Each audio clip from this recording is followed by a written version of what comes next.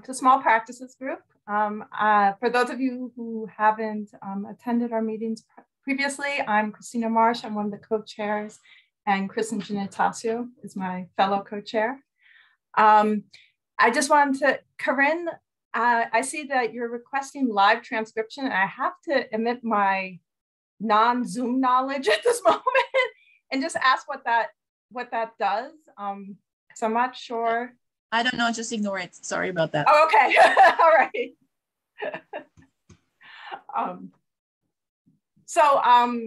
Thank you so much for coming today. We are thrilled to have Bill Footer with us today to present on air barrier and installation. It is really diving into some of the details of how we put together our drawing sets and how we put together our buildings to save energy. And it looks to be a really great presentation. I know I'm excited for it. So I will go ahead and pass it right over to Bill and allow you to introduce yourself in the program. And Bill did ask that as you have questions, go ahead and put them in the chat, but we will go through the presentation first, and then we will have about 20, 30 minutes at the end for questions. So we should be able to get to everything. And so we'll discuss and deep dive into all your questions at the end of the presentation. So thank you very much, Bill, and take it away. Okay, thank you. My name is Bill Footer. I work for Performance Systems Development, and we are hired by the utilities here in Massachusetts to run their energy code education program. Today, we're going to be talking about air barriers and insulation installation as it relates to residential applications. We have a set of residential trainings that we offer, as well as a set of commercial trainings that we also offer. But today, we'll be sticking on the residential side. So this is brought to you guys by Mass Save. I'm not sure if you're familiar with Mass Save, but there is a website. Go to the Mass Save website, and it's sponsored by all the Massachusetts gas and electric utilities and energy efficiency service providers.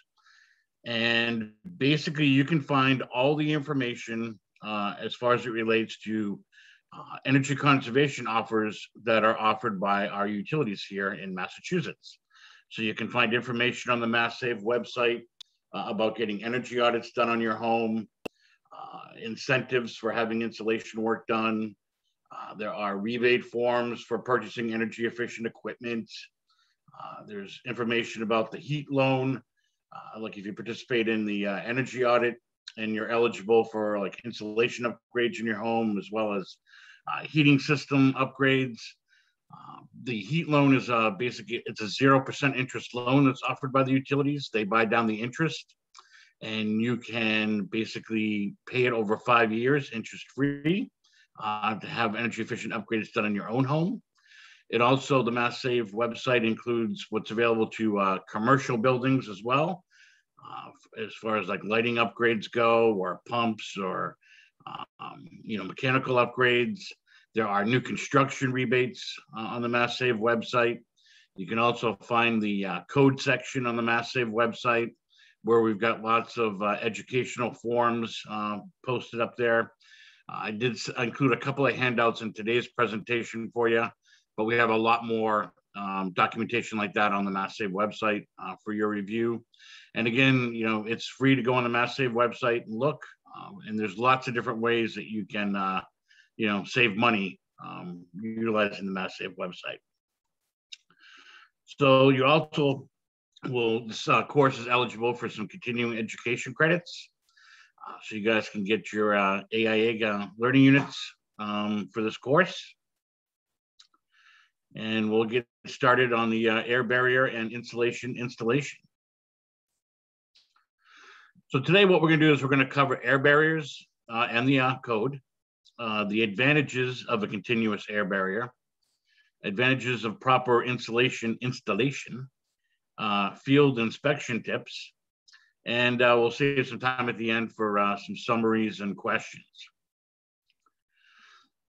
Now, Air barriers have basically been one of the areas that give builders the most difficulty in achieving as far as being code compliant.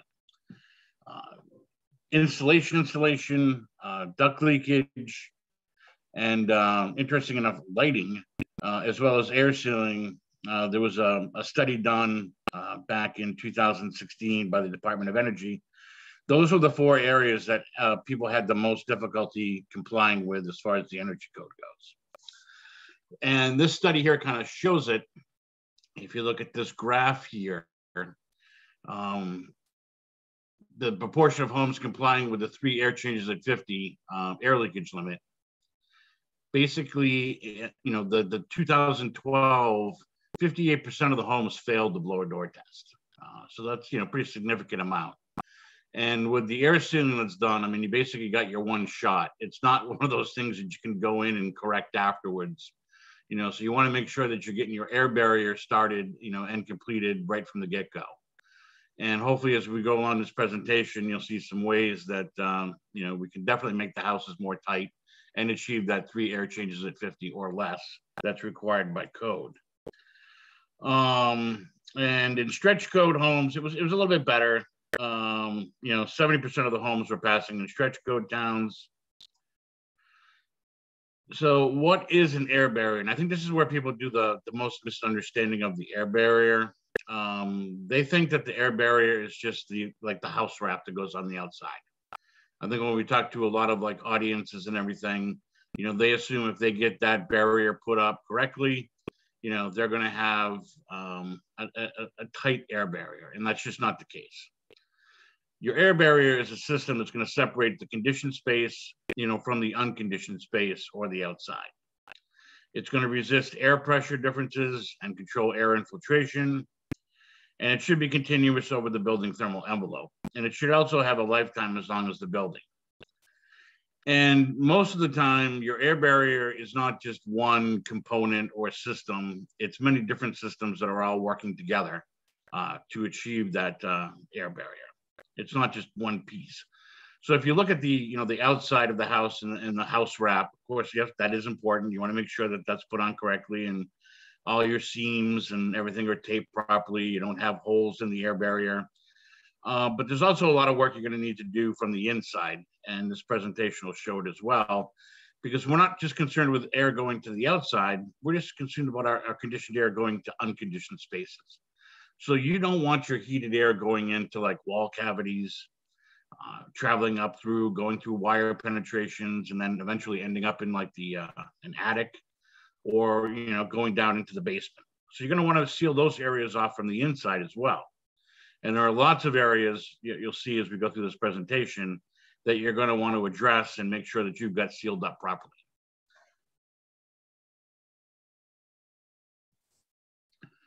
Okay, so why do we want air barriers? Well, they're good at controlling the energy bills. Everybody likes a low energy bill. No one likes to like waste money. You're going to have fewer condensation problems because we're going to be preventing warm, moist air from entering the building. We're going to have better indoor air quality, especially because with these tight homes, we're going to be putting in mechanical ventilation. And we have trainings on that as well. And the R value, the insulation, is going to work a lot better because you're not having the air moving through the insulation. And you're also going to have improved comfort, you know, from reduced drafts, moisture, noise. So there's a lot of benefits for the air barriers besides it just being part of the code. And as you can see here in this diagram, there's lots and lots of areas that you need to address to make sure that you have a nice complete air barrier around the house. So again, you know, it's not just putting that, you know, wrap on the outside of the house. You've got areas like up into the attic. You want to make sure you're getting the top plates sealed up, any wire penetrations, any plumbing penetrations. You want to seal around the ducts, any kind of like building chases that you have, sealing around the rim joist, anytime we have a transition from one floor to the next, knee wall areas, around recessed lighting, around vents. I mean, there's a lot of different areas there you can see that you need to make sure that you've got sealed up and you're not losing your conditioned air to.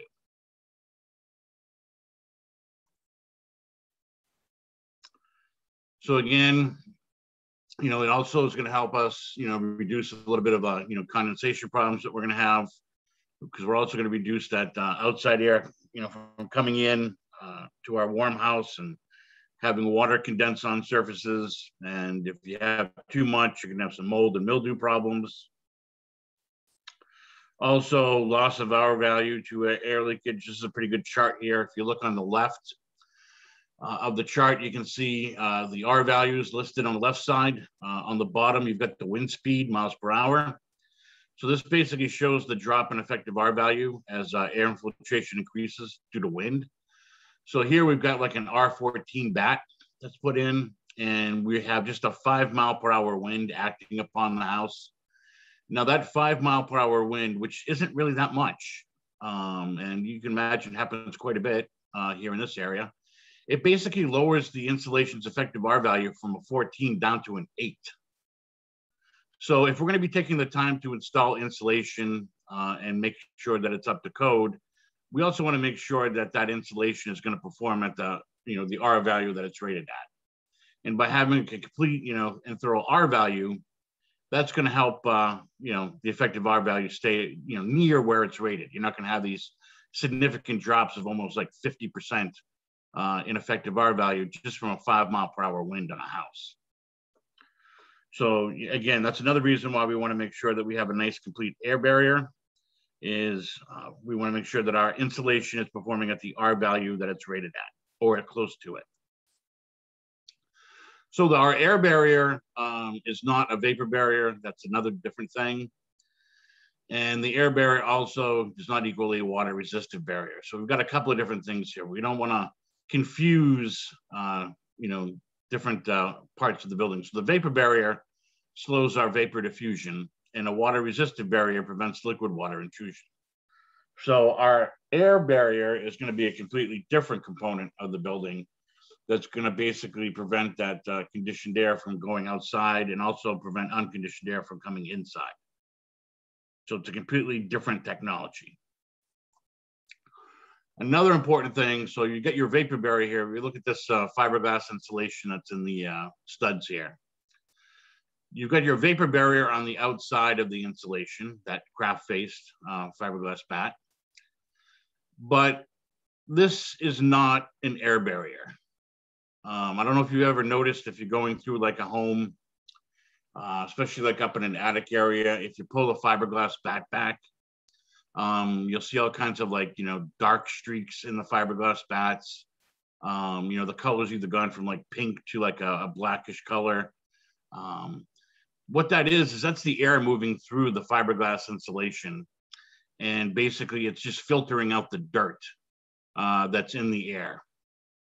So when we talk about an air barrier, another important thing that we need to mention is your air barrier needs to be made out of air impermeable materials. And fiberglass batting is not an air impermeable material. You want something like, plywood is a good air barrier. Caulking, foams, sealants like that are air impermeable. So again, to have an effective R barrier, you need something that's going to be air impermeable, and craft-faced fiberglass is not that material. Okay, here's another important part here of why we want to have an air barrier in our house. So if you look here, we've basically got a 4x8 sheet of gypsum board. And this is over a typical heating system, season.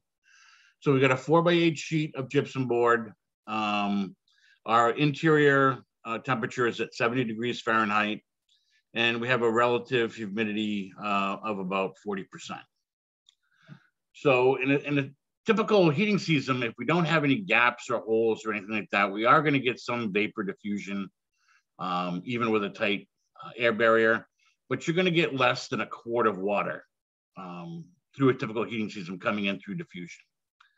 If you have just a 1-inch hole in that sheet of gypsum board under the same conditions, 70 degrees Fahrenheit, 40% relative humidity, over that heating season, instead of bringing in less than a quart of water, you're going to bring in 30 quarts of water into the house. and that's just angling to have some health and safety issues. So with all that moisture, it's going to dramatically increase like your mold, mildew problems, and that's just something that you don't want. So our air barrier is also going to help us, even though it's not its primary function, by sealing up those areas and not allowing that moisture-laden air from infiltrating into our building. It's going to cut down on the amount of water that's coming in, which is another important fact. So, okay, this is going to lead us to a question here. See if you guys have been paying attention to some of the slides. So true or false, if you go back to that graph that was done at the beginning of our presentation based on the study that was done in 2015 to 2016, 99% of new homes in Massachusetts were tested with a blower door and passed at the 3 air changes at 50 or less. So is that statement true or is that statement false? If you think back to that slide at the very beginning, that 99% of the homes in Massachusetts were tested with a blower door and passed. Is that true or false? And usually with our platform, you guys have a little thing where you can vote, which makes us a little bit more, user-friendly, but let's see, is it true or false? It was false. Based on that study, 58% of the homes were tested with a blower door and passed. So it was significantly less than 99%.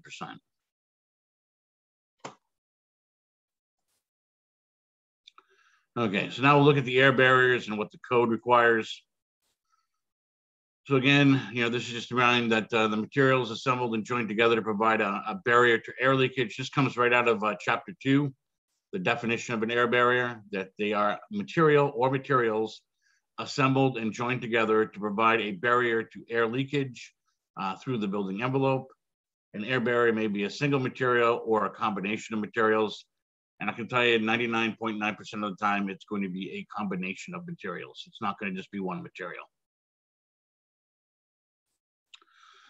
Okay, so this is in the handouts that I provided. It's a pretty cool little checklist. It comes right out of the International Energy Conservation Code, 2018. This table's right in the book. So what it does is basically goes through the different building assemblies and shows you how you should seal those assemblies and what to look for. And it also tells you how to insulate those assemblies as well and how to do that properly according to code. So again, these handouts you guys have as part of this presentation. And again, this table just came right out of the IECC. We've just turned it into a a checklist to make sure that when you're going through, you can basically check the different assemblies and make sure that they're being sealed properly. Because once you cover some of these areas up, you're not going to be able to go back in and fix them after. And with a whole bunch of different trades working on a building, you're going to want to make sure that you got a plan in place that if one trade happens to seal up a particular area, another one doesn't come back afterwards and like, oh, I've got to run another duct or another piece of piping. I'll just go through this foam instead of drilling through the wood. So you want to make sure that there's a good plan in place and that people are constantly inspecting the areas and make sure that before they're covered up with any drywall or anything like that, that they have been sealed. So the general air barrier criteria, again, this is what you'll see on that chart that I gave you in the handouts. It basically just goes over the general requirements, tells you that a continuous air barrier shall be installed in the building envelope, and it'll basically give you these comments for like each part of the building assembly. And it does this for the air sealing and the insulation. And this is one of the new things as part of the new 2018 version of the IECC. It says all insulation shall be installed at a grade 1 quality in accordance with ICC/ResNet 301. Basically what this means is that you basically have less than 2% of any kind of gaps in the insulation. The insulation is filling the bay that it's in from top to bottom, side to side. front to back, everything like any kind of like plumbing pipe or wiring or electric outlet. You're cutting the insulation around those areas. You're not jamming it in. There's no compression. It's basically a perfect job, basically, or not. There's less than 2% defects in the installation. And that's how they're saying that the insulation should be installed. It used to just say that the installation should be installed according to the manufacturer's instructions. But if you look on the ResNet, and I don't know if we have a copy of it here, but it does give you a picture of what a grade 1 job looks like, what a grade 2 job looks like, and a grade 3. And when you get to grade 3, you're talking about like over 5% gaps. It's horrible. And we'll actually see some of the examples as we go through this presentation. So some common air barrier strategies. You got your house wrap. You've got sheathing with self-adhered membrane and tape. So the materials actually come with the air barrier installed on the outside. Drywall sealed to the framing. Sheathing, OSB, plywood, or foam sealed to the joints. Spray foam, and combined with caulking or foam sealant, liquid air barriers. This is not a complete list here by any means, but this is just some of them. And if you look over here, you want to make sure that you're installing these this house wrap like you would in like shingle fashion. You're going to start at the bottom and work your way up. You're going to fasten with broad crown staples or equivalent. You want to use what the manufacturer is recommending, because you don't want to be punching all these like little holes in the barrier. They're going to have to be taped over. So if you use the manufacturer's ones, they usually have this like little rubber membrane at the top that seals right to it, doesn't rip the holes in it. So make sure you're using the correct fasteners. You want to make sure you clean the surface of any debris before you do any kind of taping. You want to tape all the seams, vertical and horizontal, and you want to overlap the house wrap onto the foundation. You want to seal the wrap to the foundation, and you want to flash and seal all penetrations. I believe this slide has a little bit of animation to it here. Oops. I don't know if you guys can see that. Your pictures are, but you want to make sure that everything's like sealed around, all the windows and everything, all the gaps. So again, here's our water resistant barrier. This can be part of your air barrier, but again, this primary function here is to reduce water from infiltrating into the roof. But you can see by sealing all those vertical and horizontal gaps in it, it'll also help act as an air barrier too, reducing the any air infiltration. And again, this is just showing some areas like up again that you're going to want to address to get that complete air barrier. You're going to want to make sure that before you put your your window trim on and everything, you're sealing around the perimeters of the windows, the sides, the header, the sill. You want to make sure that you're sealing around any HVAC work that might be in the ceiling or the floor or the walls, sealing along any top plates up in the attic, around any recessed lighting. There's just a lot of areas that you're going to need to address to make sure that you've got that complete air barrier. It's not just putting house wrap on. That's just one part of it. You want to make sure that you're addressing all these areas on the inside as well, where your heated, conditioned air can go into these wall cavities and up into the attic. You don't want that to happen. So again, as we talked about before, we want to make sure that the materials that we're using for air sealing are air impermeable materials. So over here on the right-hand side of this slide, you can see they've stuffed some fiberglass insulation around the drain pipe of a tub. That is not doing anything as far as air sealing goes. That's just going to filter all the air going through it and do absolutely nothing. But you can see for some reason on the bottom plates, they've used some expandable foam sealant, which is in fact an acceptable air barrier material. If you look over on the right-hand side, you've got like a similar type thing, but what they've done is they've used like a sealant around the piping and around the drain area, and that's going to give you your air impermeable sealant, which is what you want. So again, you need to make sure that you're using air impermeable materials when you're doing your air sealing work.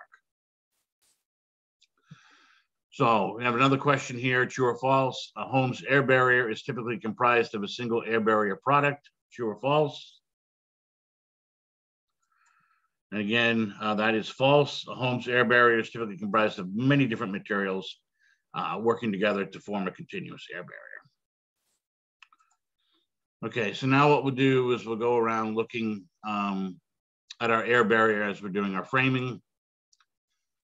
So again, this chart is included in your handouts, and you can see it goes through each of the building assemblies and how you should air seal those assemblies to meet the code.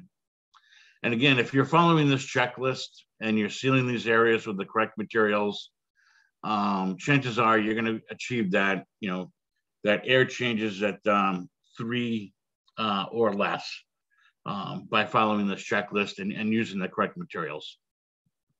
It's all about paying attention to detail. So again, here we've got some different graphics that I can show you. The air barrier in any drop ceiling or soffit, you're going to want that to be aligned with the insulation, and gaps in the air barrier shall be sealed. So again, we've got a soffited area here, you can see, and the insulation's right on top of it. And your heat just goes right up into that attic area, just pours right up, because this is like wide open to the attic. Over on the right hand side, you can see what they've done is they've put like a sealant around there and made a nice tight air barrier. So when any air kind of might go around that soffit area, it's going to stay in conditioned space. It's not going to end up in the attic. So again, you want to make sure that don't have these areas where, cold air can come in, heated air can go out. You want to make sure that you got that air barrier going right across to close that heat from coming in and out. Okay, so again here we're showing that we've got a soffited area on the left-hand side, and we've got the same soffited area on the right-hand side. And you can see they've started to block off that soffited area on the right-hand side with that blue material. And what they're doing is they're fitting that into the soffited space, and they also will seal around the edges of that material to make sure that there's a complete air barrier. Because again, you don't want your heat pouring up into the attic. You want that barrier there to prevent it from getting into unconditioned space. Again, here what we're looking at is the junction of the top plate at the top of exterior walls needs to be sealed.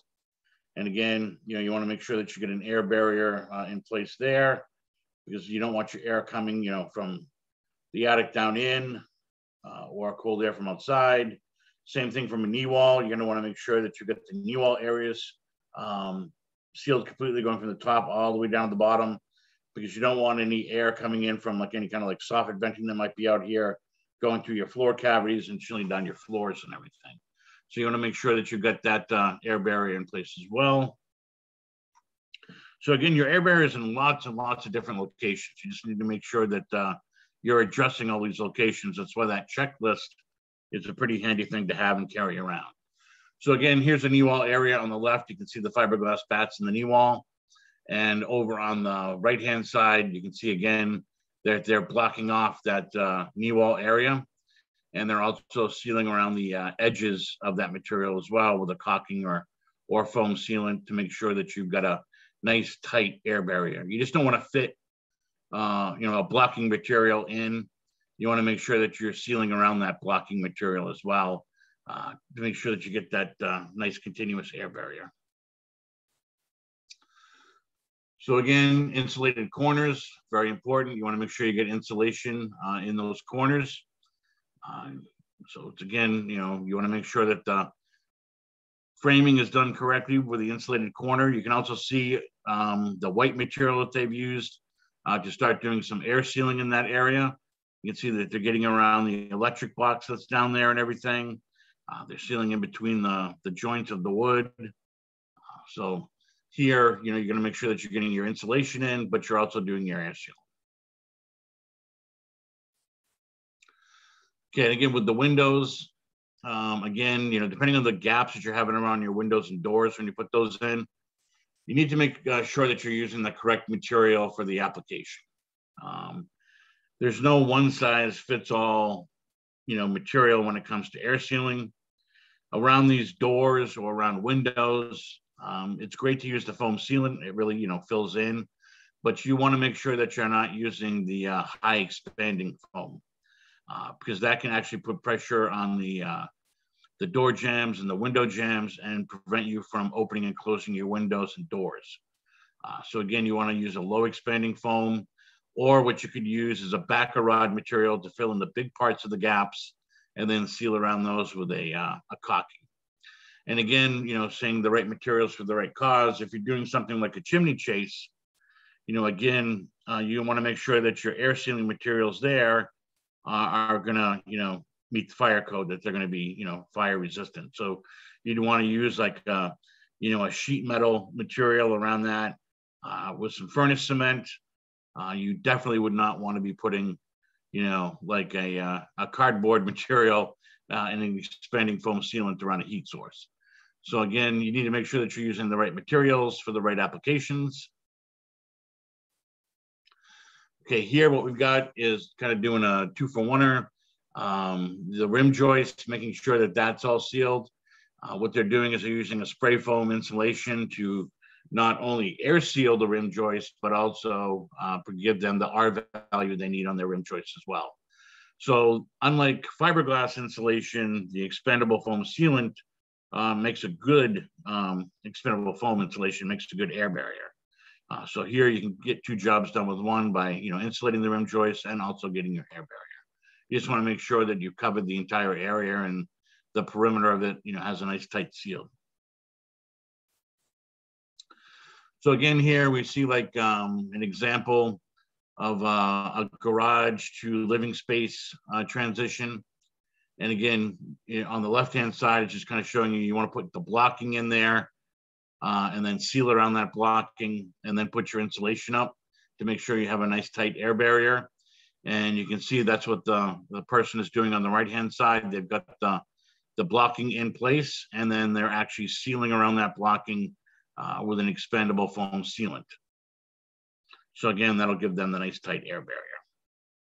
And a nice thing with this is, this is also, besides like, help keep the conditioned air in and everything, not that you ever should leave your car warming up in the garage. It can also prevent, some carbon monoxide issues from coming into the house as well. Not that I would trust it.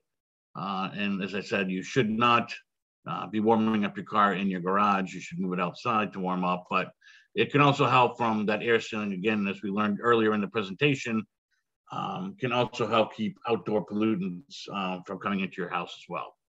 So another reason why you want to make that transition airtight. Okay, you also want to make sure that you're sealing around the tub or showers properly. You don't want to have a gap behind those. So you can see here on the right-hand side, you can just see the fiberglass that's opened up. There's nothing in back of it. So you got those air cavities there where air can go up through and end up in the attic areas, where on the right-hand side, you can see that they've got that barrier in there. So there's no way air can go from, underneath the tub and up above, and up through the walls. So you want to make sure that you've got those air barriers where they're supposed to be. And again, that's on the checklist. You can see here, we've got an electric outlet and you can see all the air spaces around the outlet.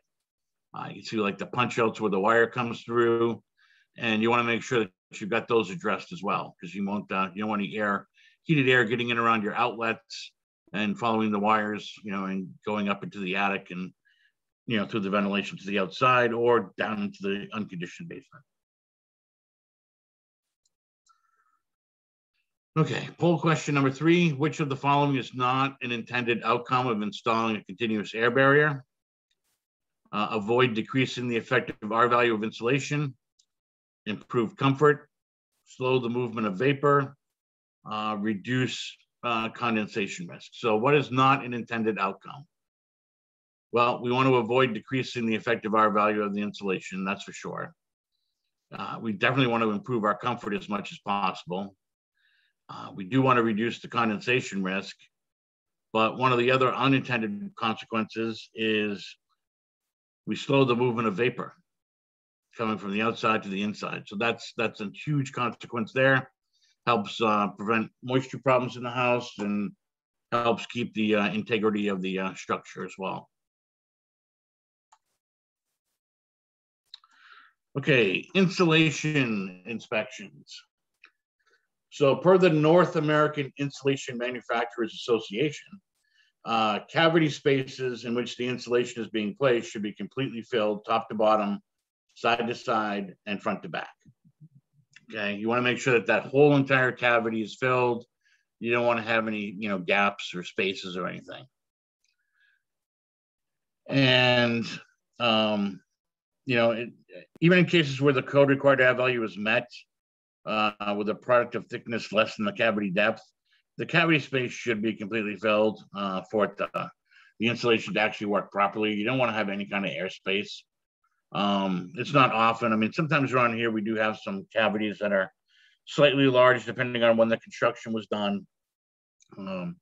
That's something that we come across more of when we're doing like an addition or an alteration to a building. We might come across that. But most builders, at least when I'm going out doing these trainings and talking with them, if they do uncover the cavity and there's still space in it, they fill the cavity just because it's the right thing to do. Insulation should not be compressed when the full thickness space is available, as this results in a reduction of R value. So you don't want to take your insulation and cram it in to get it to fit. You want to make sure that you're cutting around any kind of obstructions that are there, and make sure that your insulation is going to perform well. And again, we'll see some examples of that in just a couple of minutes here. So again, that handout that I gave you will give you some general requirements about the insulation, just like it did the air sealing. And again, it's all about that grade 1, 2, and 3. So here we see 3 jobs that were done. And you can see we've got some fiberglass bats on the left. And we can see that all the cavities are filled. You can see kind of on the very left-hand side, if you look down at the lower right-hand corner, you can see they cut around an electric outlet, did a nice job there, so it fits nice and tight.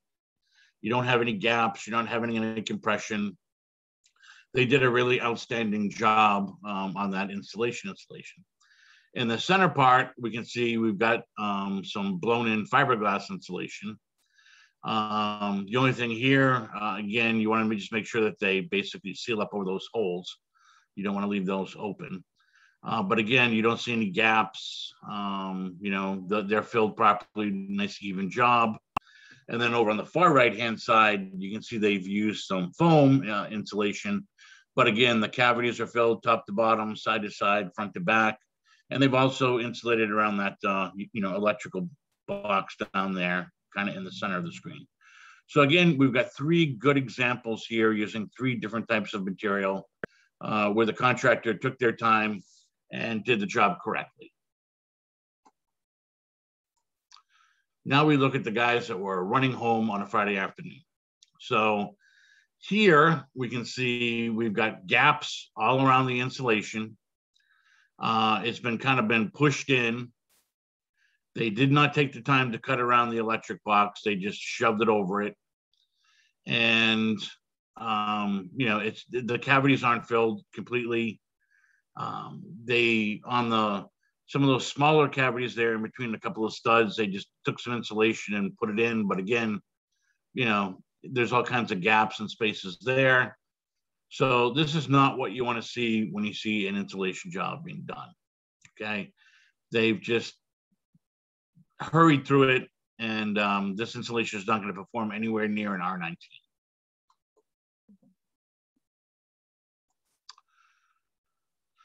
So again, this is just showing some air spaces and unacceptable compression on the insulation. You don't want to have, this kind of insulation being compressed down here on the edges by that airspace. You don't want to have a big airspace in there. The top part where you've got like the wood blocking and the insulation underneath it, but it's not, it's not compressed, it's done well. But again, you don't want to have giant air spaces and you don't want to have compression, as you see in the bottom. Okay, here we've got, we're looking at an insulated header over a window. You can see like the blue rigid material that was used in between. So again, that's done correctly. The header's done right. They've insulated or air sealed around the window as well with a foam sealant. So here we see, the window's been insulated properly in the header and also has been sealed around correctly. Okay, same thing here. We've got the rim joists. They've been insulated, and you can also see where they foamed around the edges of the insulation there in the rim joists. So again, we've got a nice air barrier too. And you can also see that they've taken the insulation that's down below in the walls and they've, taped all the seams horizontally and vertically. So, they've taken a job, did it well done. Not only, making sure the insulation's installed properly, but also making sure they've got an effective air barrier. So another good example. Here, not so good. If you look over on the left-hand side, you can see the insulation is just like hanging down from the ceiling. That insulation is doing absolutely no good. You want to make sure that the insulation is like on the right-hand side where it's in contact with the subfloor. And it's also good to use like a material, either like strapping or like those little insulation rods to make sure that you're holding the insulation in place. So it's not going to fall down because that install over on the left is just not doing anything whatsoever.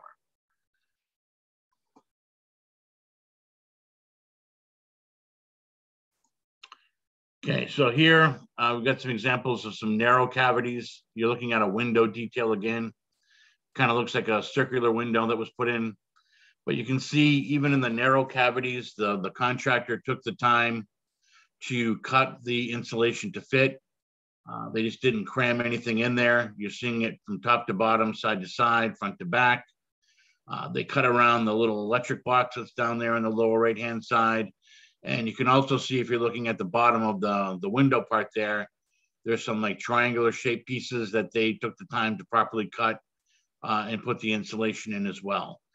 So, again, this contractor took the time to install the insulation properly, and this insulation should perform, at its rated R value, no problem. Okay, here we've got some recessed lighting. And again, you want to make sure that you're using the IC rated recessed lights.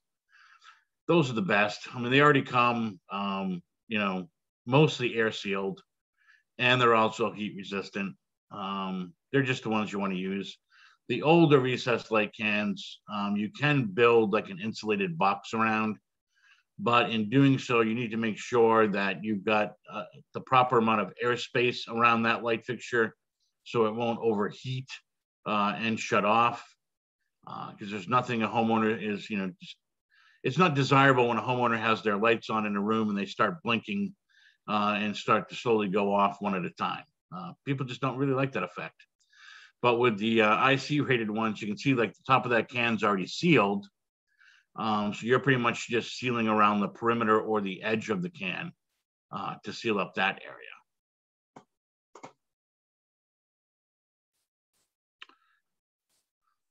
So again, plumbing, over on the left-hand side here, we can see some plumbing pipes that insulation which is either crammed in behind them or around them.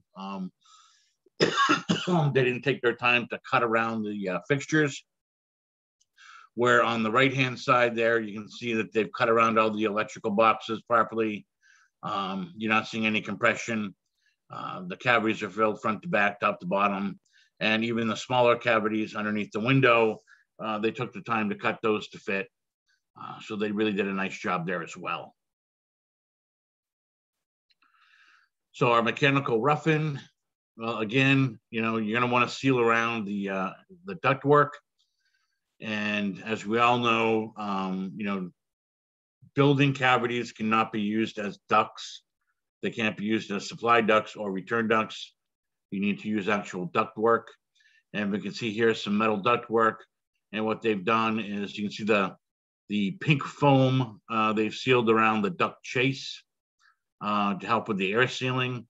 And then I don't know if you can see like that whitish material that's on the corner, but that is mastic, and that is used for duct sealing. Because not only is air sealing a requirement, but we're going to want to make sure that our ducts that are in unconditioned space are sealed properly as well. So you can see that they have also started to air seal the ducts with that mastic material as well. So they're doing everything they need to do here. Again, here what we've got is we've got like a boot register, like something might be in the floor or in the wall or in the ceiling. And again, you can see the white mastic material around the corners where the boot is coming together. You want to make sure that you get those sealed up as part of your duct sealing. And you also want to make sure that you're sealing around the register where it either meets like the floor cavity or the wall cavity or the ceiling cavity. So you want to make sure that you're getting all those little gaps. Looks like they missed a little piece there underneath that tag at the top, but again, you want to make sure that you're not seeing any gaps like that. You want to seal them up with the appropriate material, and that duct mastic goes on pretty easy and does a great job at sealing the ducts. Then our final inspection, again, you want to make sure that you're going around and you're sealing all those little detailed areas like the recessed lights, once the ceiling is up in place, to make sure that those are completely sealed. You also want to make sure that you're going around, the attic hatch is sealed properly around the side. You also want to make sure that the insulation that is on the back side of the hatch is equivalent to the surrounding area. So if you have an R49 in your attic, you want to make sure you've got an R49 on the back of your attic hatch as well. And you want to make sure that the hatches are weather stripped as well. Also want to make sure there's some batting around the hatches so when you take it off, the insulation doesn't come down on your head. And, for the pull down stairway over on the left, I don't know if you've ever seen them, but there are stair coverings made out of rigid foam board with weather stripping that you can put over the stair opening up in the attic. And it's fastened with a couple of strips of Velcro. So when you pull down on them and attach the straps, it makes a nice airtight seal over the pull down stairway. So it gives you great air sealing, and it also gives you the R value of the rigid foam over the pull down stairs as well. And it weighs like 2 pounds. So it's a great measure for pull down stairs. So in summary, air barriers eliminate energy waste from uncontrolled infiltration. They protect insulation from R value degradation. They're going to help reduce condensation risk, and they're going to improve indoor air quality. So again, I highly recommend you guys take advantage of that checklist. Also in the handouts, you're going to see like an air sealing guide, which also kind of demonstrates like how to air seal different building components. So the handouts are pretty handy. And also I want to let you know, in case you don't know about it, there is an energy code support hotline here in Massachusetts that's sponsored by the PAs. You can either give us a call at the toll-free number, the 855-757-9717, or you can email us at energycodesmass@psdconsulting.com with any type of question on the energy code, and we'll get back to you with an answer. And again, that's a free service. There's no cost for that whatsoever. So that's open to anyone here in Mass that has a question on the energy code. Either give us a call or send us an email with your question, and we'll help you find an answer. There are also, as I mentioned, a lot of other different programs out there on the new construction side where you can get rebates for putting on energy efficient additions onto homes.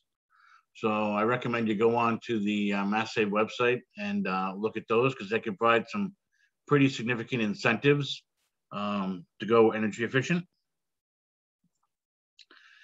And, like I said, there's also some programs for, residential new construction as well that are out there. So there's a lot of different programs that you can take advantage of to help save money and potentially make some of your clients save some money too in the construction process with some of the rebates that are available to them. So with that, I guess we can open it up to any questions that are in the chat box. Great, thank you, Bill. So Philip has a question of, do you have any experience with aero-sealing aero barrier, a whole house aerosol applied in a pressurized house to fill and seal any tiny gaps? I have not seen it done to a whole entire house, but I've seen it done to like a duct system. And it did work really, really well. They used the AeroSeal system to pressurize and seal the ducts from the inside. But I have never seen it as a whole house type approach, no. I've only seen the traditional way that we see here, but I mean, if you could do something like that, that would be a pretty fantastic way to do it. But I know it did work really good on the duct systems when we were using it on duct systems. And it was a lot neater than the traditional way of slapping mastic on the outside of the ductwork. So it looked a lot more attractive too. But no, I've not seen that on the, any experience seeing that on the air sealing side of things. But I can say it worked really, really well on the ductwork. Philip, have you used it? Or anyone else in the group? I have not used it. I'm looking into using it. So the aero sealing company did start off doing ductwork, and they are expanding, no pun intended, have for a few years done it as aero barrier. And I'm really looking for people who've done it and used it and experienced with it. I'm also wondering if it can be done in additions and multifamily. Just there's a whole bunch of options here. Yeah, I'm just wondering how you, I mean, there must be a lot of like, you have to like do a lot of like pre-work, like covering up the windows and things like that. Because I imagine the sealant must not be the easiest thing to clean back off after. I would imagine they are covering the windows, but I don't know, since it's airborne, and in theory, it's just finding an air path and then sticking to the edges of an air path, and maybe it wouldn't even bother the windows, but I don't know. Yeah. Yeah, because I've seen it done like with the duct, and it did work really, really well. You know, with the duct systems. I'd be curious too, just with the, you know, depending on the size of the house and everything, and how big, you know, how big this apparatus is, how that would actually work on a, like an entire home. But if it worked, it'd be a great thing. Yeah, it sounds like a great thing. And Kylie mentioned in the chat that she's heard of passive house projects that are using it. So that could be because the passive house projects, I mean, you have to get down to a 0.6 air change at 50 or less. They're super, super tight. So yeah, perhaps looking into someone who's a certified passive house consultant, because you have to be a certified passive house consultant to offer that service. And that is one of the compliance passes you can take here in Mass as well, as the passive house. But you have to get like pre-approval from the Passive House Institute that your house is gonna, you know, meet the qualifications. But I would imagine talking with someone that's certified in that might be able to direct you a little bit more on that type of air sealing, because those houses are, I mean, they have to be super, super tight. right. That's a great suggestion. Yeah. And I don't believe there's a whole bunch of them, because it's definitely a specialized field, and one of the more expensive compliance paths, which is why I think people just stick with the traditional, you know, HERS or Energy Star compliance path. But you get a super efficient home that costs hardly anything to operate. Right. Kylie also mentions that NESEA community might be a good resource, and she has a link in the chat. Yep. Yeah, Nessie should be having their conference soon here, and they usually have one in Massachusetts and one in New York State. And then usually the Nessie one here in Mass is usually February, March timeframe. But again, yeah, that would probably be another good good resource too.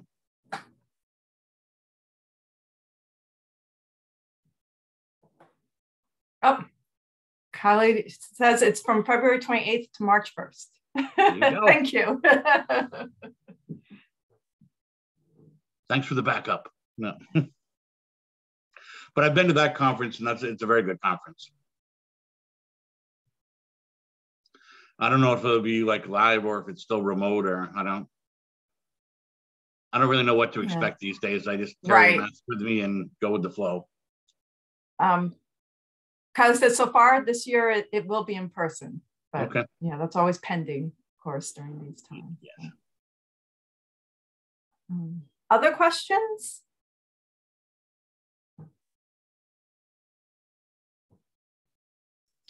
Oh, Krista offered Green Building Advisor might be a good resource as well. I have a question, Bill. As you were going through the fiberglass insulation being a poor air barrier, it made me wonder about mineral wool and how that performs. How what performs? Like a rock wool insulation or mineral wool. Oh, mineral wool. Again, you wouldn't want to use that as an air barrier either because it's fibrous. Okay. Yeah, the only ones that we can use right now are it's like a rigid foam board. Any other kind of like fibrous material like that, the air it will go through it. Yeah. So you can't use those materials. And I think on the list, there's actually, for some reason, I don't know why. But if you have a copy of the 2018 IECC, which our codes are currently based on here in Massachusetts, there's a list on the commercial side of air barrier materials, but they don't have a list on the residential side for air barrier materials. But you can use a lot of the same ones. I don't know why, but. Thank you. Oh, Philip, in case you haven't seen it, Krista posted a link to a Green Building Advisor article on the Aero. Yeah, I just saw that. Great, thank you.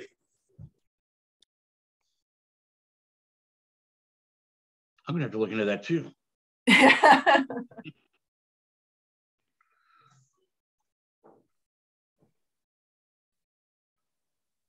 What's it called again? It's posted in the chat. If you look in there, it's the last post. Okay. Okay.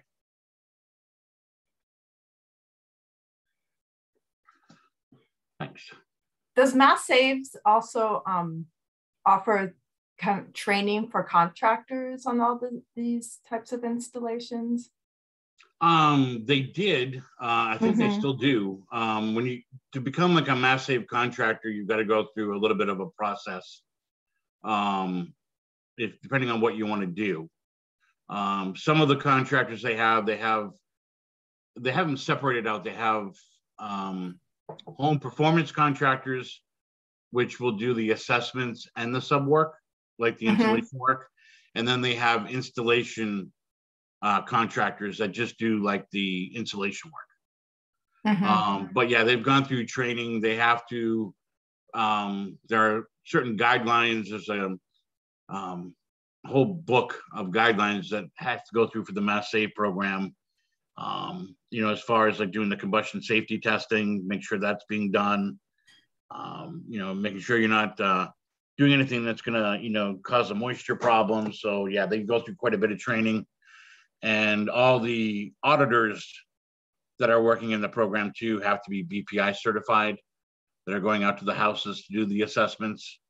So they have to go through some building science courses in the field and also in classroom, and have to pass the BPI certification in order to work in the program too.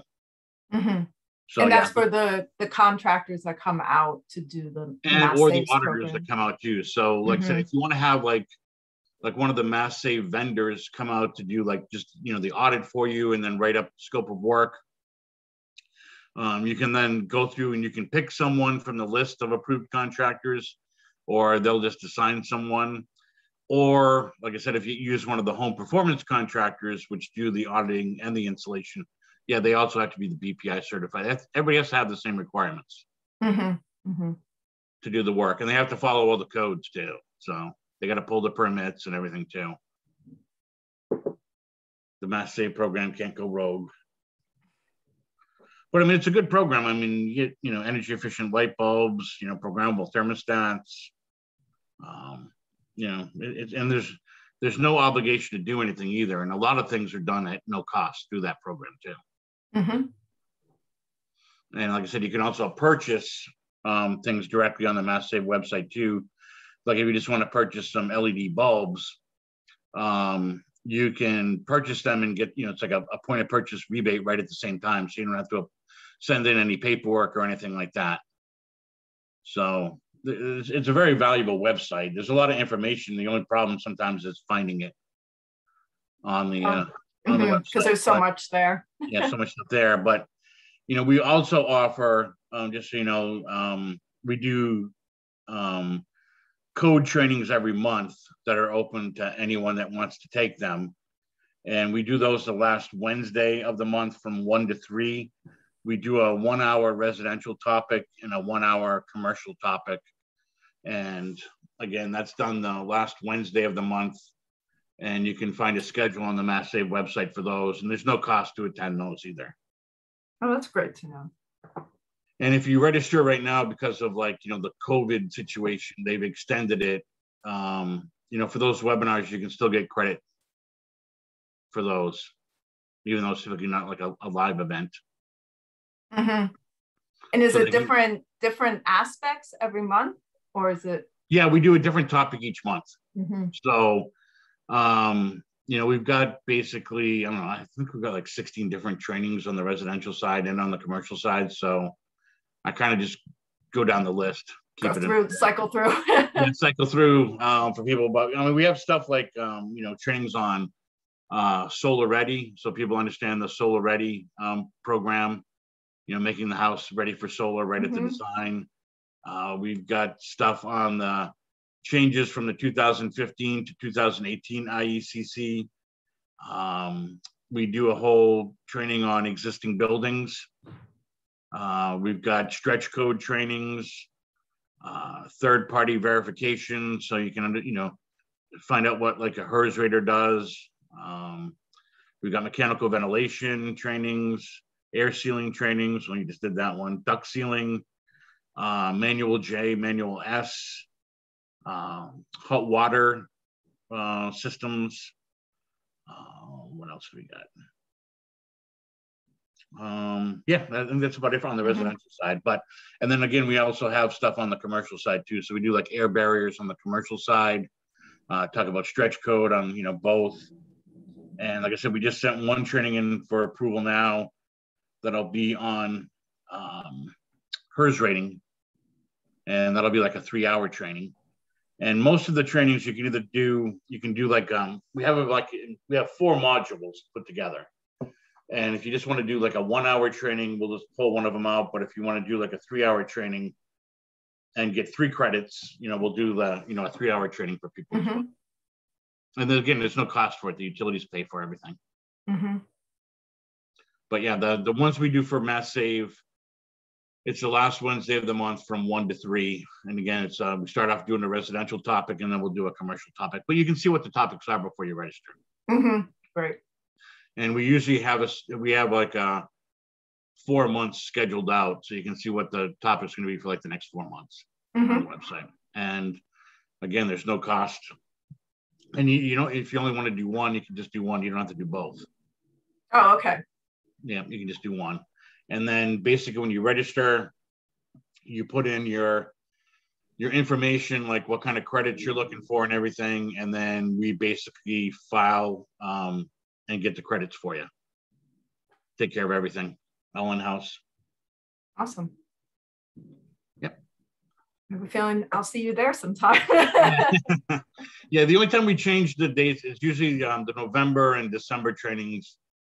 We usually change those around depending on when Thanksgiving falls. When the holidays. Yeah, the holidays, just to make sure people are around for the trainings. And Bill, do you happen to have a link handy for where to find that on the website? No, but I can try to find the link and I can send it to you after if you like. Yeah. Okay. So Krista, I saw your question in the chat. So Bill, if you can send that to me, and then I'll forward it to Susan. She can get it out to all the attendees. Yes, because our site is not easy to navigate. It's I had nothing to do with the design of that thing, but it's there somewhere. Any other questions for Bill from the group?